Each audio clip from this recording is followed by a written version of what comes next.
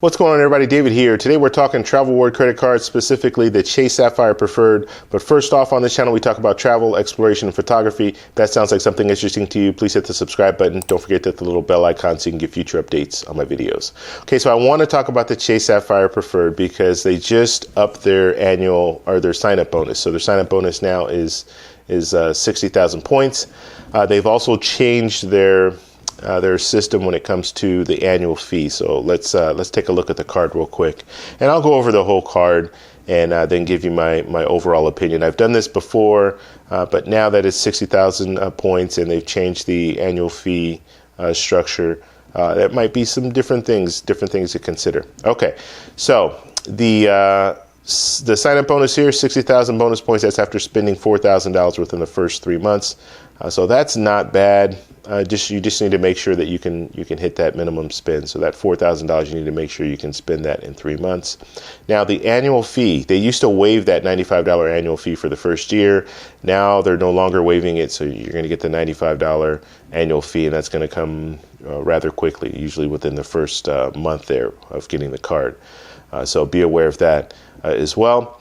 Now moving down, and they show you here some of the redemptions, and I just kind of want to go over it just a little bit so you can understand. So 60,000 bonus points or miles, basically they're saying that's equivalent to $750. Okay, so they're showing the $750 because they're talking about their Ultimate Rewards portal. So if I'm booking through the Ultimate Rewards portal, that's the value that I'm looking at. Okay, now if you want to get the most value out of this card, you're going to need to transfer it to the different airlines and hotel partners. You transfer there, and then you can really get more for your money, especially if you want to fly like business class or first class. You're going to get more for your money. So that's where this card really shines. Okay, so it's not using the Ultimate Rewards portal to book your travel. It's actually transferring up to the different airlines and hotels. Okay, let's look at the earn possibility here. So travel purchases, you're going to get 2 times points. So that's on airfare, hotels, taxis, trains.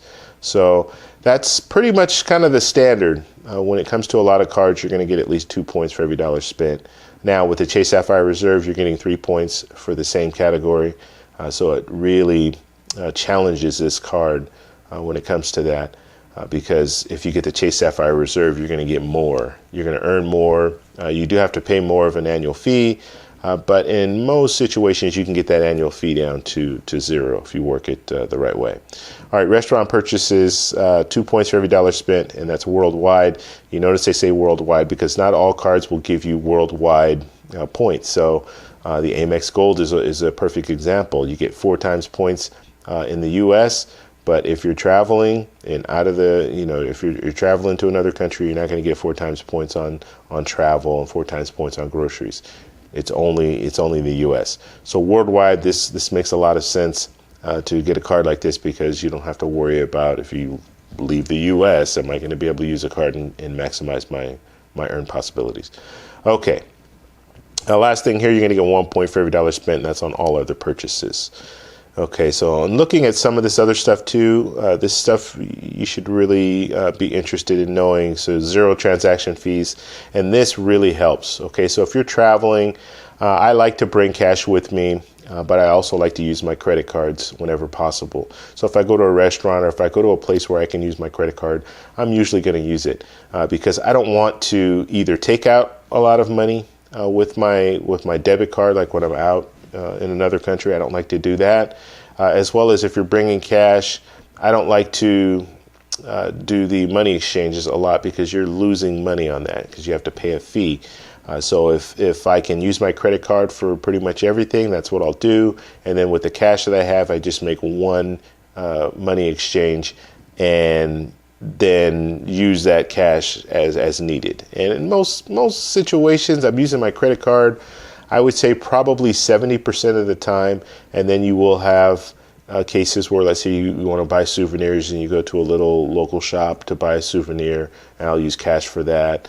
A little kind of like the swap meet style setup, you use cash for that, or street vendors, stuff like that. So that's when I really use my cash. But other than that, especially at restaurants, I'm using a credit card. Most restaurants will take credit cards.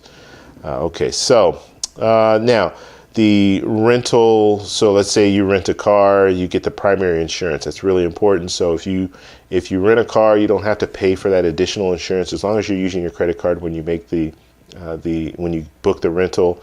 Then you will get primary car insurance. So that means if you get in an accident, God forbid you get in an accident, you have primary insurance that's covered through Chase, not through your insurance company or the insurance company that you would utilize if you're dealing with the rental company. Okay, so then you have these other things, trip cancellation, and all this stuff here. So you guys can look at the fine print on that. But I just wanted to kind of go over some of the major benefits of this card. So like I said, the only real change is the annual fee. So that's the only thing that's really going to impact you. And then you get the 60,000 bonus points, the sign-up bonus. So that's pretty good. Now, I'm really concerned about the Chase Sapphire Preferred card because like I stated, you have Chase Sapphire Reserve. And most people, when they get into getting travel credit cards, they're probably going to be looking at the Chase Sapphire Reserve because it just gives you so many more benefits.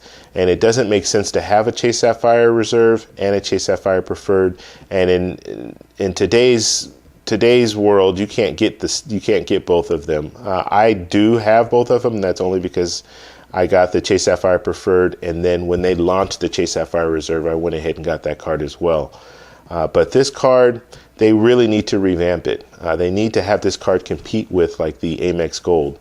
So I think it would be to their best interest to up the annual fee of this card, give you more benefits, give you some, don't make it compete with the Chase Sapphire Reserve, but look at some of the weaknesses of the Chase Sapphire Reserve and try to improve on that and make it a card that you can have with the Chase Sapphire Reserve as opposed to a card that you don't want with. Like I have it right now and I need to downgrade that card, downgrade it to a Chase Freedom because I'm not using the card anymore because there's no reason for me to use the card.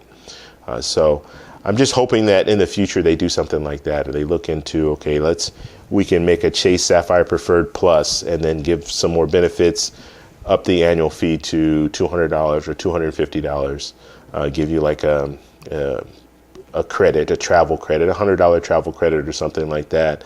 And then some other benefits, like I said, Uber credits, just something that will get them back in the game, get the Chase Sapphire Preferred back in the game. This is not going to do it. A 60,000 point sign-up bonus, that's not really going to change anything. And then you go the other way with the $95 annual fee. So now it's not waived. So now you have people who are looking at cards and they're thinking, I don't know if this card's good. I can look at an Amex card that will give me the no annual fee for the first year, or look at a Citi card that'll give me a no annual fee for the first year. So that might sway them away from the Chase ecosystem, or they'll just jump and get the Chase Sapphire Reserve and not get this card. So I think they really do need to do some revamping of the card and make it just a little more enticing. But I'd love to know what you guys think, so please post in the comments below. Do you think this card is a good card? Do you think it's viable in today's market? Do you think people are still interested in getting the Chase Sapphire Preferred? Please leave it in the comments below. If you like this video, please give me a thumbs up. Please subscribe for more, and I'll talk to you in the next one. Bye.